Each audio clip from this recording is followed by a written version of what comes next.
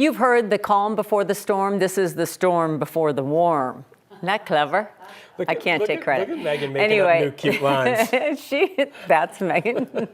I'm Kim Christensen. And I'm Phil Lipoff. We want to get straight to Chief Meteorologist Kathy Sabin because Kathy... Megan Doyle, good job on that. Severe thunderstorm warning is no joke in Denver. Yeah, literally like 2 minutes ago, just before I walked in here, these dark clouds are bringing more than rain, the potential for hail and damaging winds. Temperatures are comfortable. Phil was remarking about just how lovely it is out there today with temperatures in the 80s, and out of the way is that smoke and haze. So DIA, you're going to have some issues if you have travel plans in and out of the airport due to these gusty thunderstorm winds, peak gusts of 40 and 50 miles per hour. So a severe thunderstorm warning right over the top of DIA. It's part of a line of storms coming off of the foothills. We have a severe thunderstorm watch east of Denver, east of Akron and Lyman. A couple of severe warnings. This one right over the top of DIA and does include portions of Adams County, Denver County, and Arapahoe County. This storm is mainly severe through 4:30 because of the damaging wind potential. Wind gusts to 60 miles per hour. We can't rule out a torrential downpour. We're seeing a lot of that deadly lightning, and we may have hail. But this one is all about wind as it is tracking right over DIA.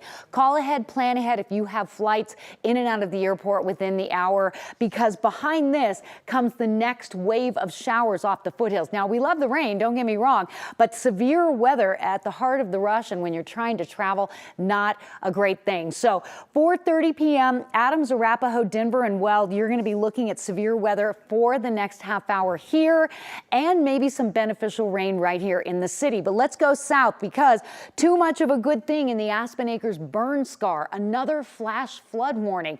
These thunderstorms are slow moving, dropping torrential rain right over the top of that burn scar, and a new severe thunderstorm warning for Pueblo. They're seeing some heavy rain, but also hail as this warned storm is headed for Ordway and will remain severe for another half hour. So we have flash flood warnings, we've got severe thunderstorm warnings, and we have rain in some of the bigger fire burn areas. So coming up, we're going to have much more on what the impact of this will be for fire managers in the area, and we'll have your forecast in just a bit.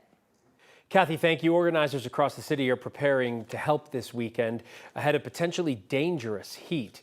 Denver Rescue Mission is extending its hours at Lawrence Street Community Center.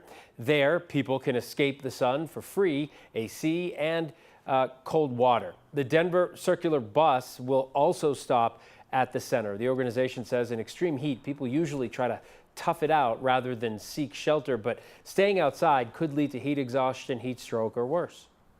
These times are times when we really need to watch out and care for our brothers and our sisters that are experiencing homelessness. Think about if that was my son or my daughter or my dad or my grandma out in this heat, how would I want them to be treated? Denver Rescue Mission also says its Lawrence Street Community Center will be open from 9 a.m. to 6 p.m. through the weekend and into next week when we are expecting the heat to peak. Two of the wildfires currently burning in Colorado are now within the top 10 largest fires our state has ever seen.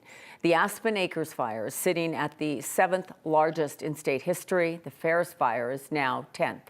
The Ferris fire has burned more than 60,000 acres in San Juan National Forest land in Dolores County. It started as 3 separate fires. Lightning is the suspected cause.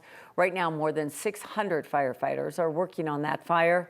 They've grown containment to 19%. As for the Aspen Acres fire burning south of Pueblo, it remains the largest fire burning in Colorado right now at more than 96,000 acres or 150 square miles. That's just about the size of Denver. It's also the most destructive fire in our state right now. It's burned more than 260 homes across Pueblo and Custer counties. There is a Southern Colorado Wildlife Relief Fund set up to help those affected by the Aspen Acres fire. Nexus Word of Thanks micro-giving campaign is joining that effort as well. And with your help, we've already raised more than $132,000. All of that to help Coloradans in Pueblo and Custer counties, and we need to do more. Text the word THANKS to 303-871-1491. United Way of Southern Colorado set up the fund to help those Coloradans with their immediate needs and long-term recovery. Meantime, the campus of CSU Pueblo has become a temporary base camp for crews battling the Aspen Acres fire. Over the past week and a half, it's hosted more than 1,800 firefighters from 29 different states. They are calling it Firefighter City. There, they can eat, shower, sleep before going straight back to the fire lines. While it may not be home to the folks who come from afar, it becomes a community of its own. There's a camaraderie that exists in a fire camp, and probably the only people who can really understand what that's like are those who are veterans among us. Fighting this fire hasn't been easy, obviously, but between the rain they've received and the national reinforcements, firefighters are making progress. Containment for the Aspen Acres fire is up to 14%.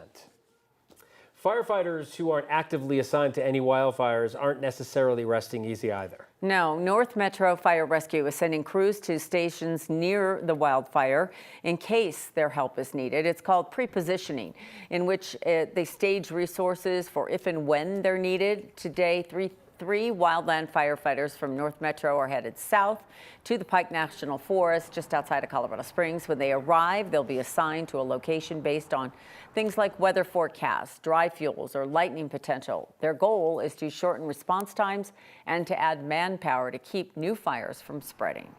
Kind of are supplementing their resources that they have because they're kind of spread thin. So that way, if they do get a new start, which they've had quite a few of them, we can keep it small so it doesn't turn into a big fire.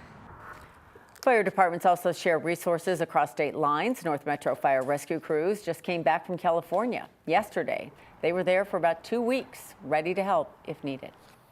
A man is in custody accused of starting a garage fire in Jefferson County. We first told you about this last week. That's when the Jeffco Sheriff's Office posted this video saying the fire, it could have been a lot worse. Thankfully, they were able to put it out before it spread. Today, the Sheriff's Office says it has a person suspected of starting the fire in custody. They say 61-year-old Richard Berkey was living in the garage without the owner's permission. He now faces 2 felony charges, including recklessly starting a fire. So much of our daily life happens online, but not everyone has a way to log on at home. Now Denver Public Library says budget cuts are forcing them to end a program that has helped people check out laptops and hotspots. 9 News reporter Ria Jha joins us now. And Ria, this was a small program that filled a pretty big need. Yeah, so it's 2026 to do anything you need to get online. And today I met several people using those library computers because they said they don't have Wi-Fi or a computer at home. This program gave people a way to take that access with them home for work, school, and everyday tasks that they don't always fit into library hours. These days, life comes with a login. This was on the to-do list. The 4th floor of the Denver Public Library is how Alette Valentine stays connected. Times are hard to, purchase another computer. So since I don't have a functional computer at home, and when I learned that the library had ones you can check out, it just made sense to put my name on the list to get a laptop to work at home in the middle of the night. The library started the Circulating Technology program back in 2016 as part of their digital inclusion initiative. All right, we're getting there. Sorry, y'all. It allowed people to check out Chromebooks with built-in Wi-Fi so that people like Alette could take that access home. It's disheartening to hear that they're getting rid of the program because the library is a library of resources. It was a hard decision, and we know that folks rely on us for this program. Olivia Gallegos with Denver Public Library says it was budget cuts that forced them to end the program. The program was pretty expensive to maintain, and we couldn't keep up with demand either. So replacement costs on lost items, the contract that we had with our service provider was expensive. Last year, the program cost $184,000, a fraction of the library's total budget of $93 million. It was a small line item with a long wait list. Alette put her name on it last summer. I hadn't heard anything, but I knew there was a long wait period. Even with more than 300 Chromebooks to check out, the wait list to get one grew to more than 800 people. Alette and many others never got their turn. It just shows the need of laptops and the extension of the library in people's homes to where they can access information. Denver Public Library says their normal operations like 24/7 Wi-Fi at the library locations and access to computers during library hours will still continue. The program will officially end at the end of the month. Ria Cha, 9 News. It's a fantastic program. Yeah, and you can understand why it's expensive, but literally, this is a lifeline for folks. Yeah, and the woman I spoke with actually said that at other libraries, there's a wait list for these types of programs, so the need is definitely still there. Yeah, you would hope somebody would. We need a billionaire to step up Right, and say, just let's change fund the this. libraries. There are so many people who could do that, who have the Yeah. money to do that. It'd be great. Ria, thank you.